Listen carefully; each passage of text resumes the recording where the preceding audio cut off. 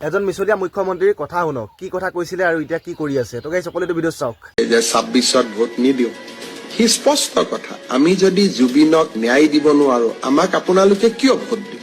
জুবিন গাৰ্গক ন্যায় নিদিয়ালৈকে এইটোতো কোৰ্টক ক'ব লাগিব না। আমি ন্যায় কোনে দিয়ে? ন্যায় কোৰ্টে দিয়ে, আৰু কোৰ্টেতো ইলেকশ্যন নেখেলে। মই কৈছো কি, ন্যায় কোনে দিয়ে? কোৰ্টে দিয়ে। কোৰ্টেতো ইলেকশ্যন নেখেলে, কোৰ্টত আৰ্গুমেণ্ট হয়।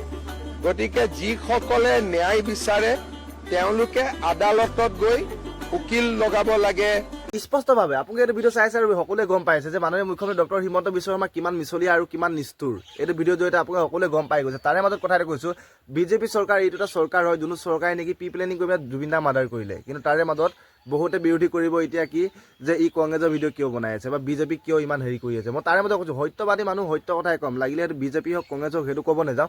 কিন্তু বিজেপি সংসাৰ দালাল আৰু চুৰ মানুহবিলাক আছে, যোনবিলাক বিধায়ক নেকি চুৰ, আৰু সকলো মানুহবোৰে চুৰ বিজেপিত থকা।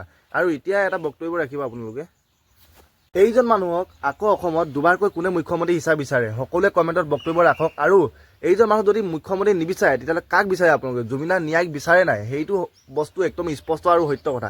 যদি বিজেপি চৰকাৰ থাকে স্পষ্টভাৱে জুবিনাক ন্যায় দিব নোৱাৰে। হিমন্ত বিশ্ব শৰ্মা মিছলীয়া বুলি আপোনালোকে সকলোৱে গম পায়। আৰু অসমখন ধাৰুৱা কৰি দিলে হিমন্ত বিশ্ব শৰ্মাই, চব বস্তু দাম বঢ়াই, চব বস্তু ঋণ লৈ চব বস্তু এদায় কৰিলে। কিন্তু সেইজন মানুহক যদি 2 নম্বৰ পৰা যদি মুখ্যমন্ত্ৰী বিচাৰে সকলোৱে কমেণ্ট কৰক।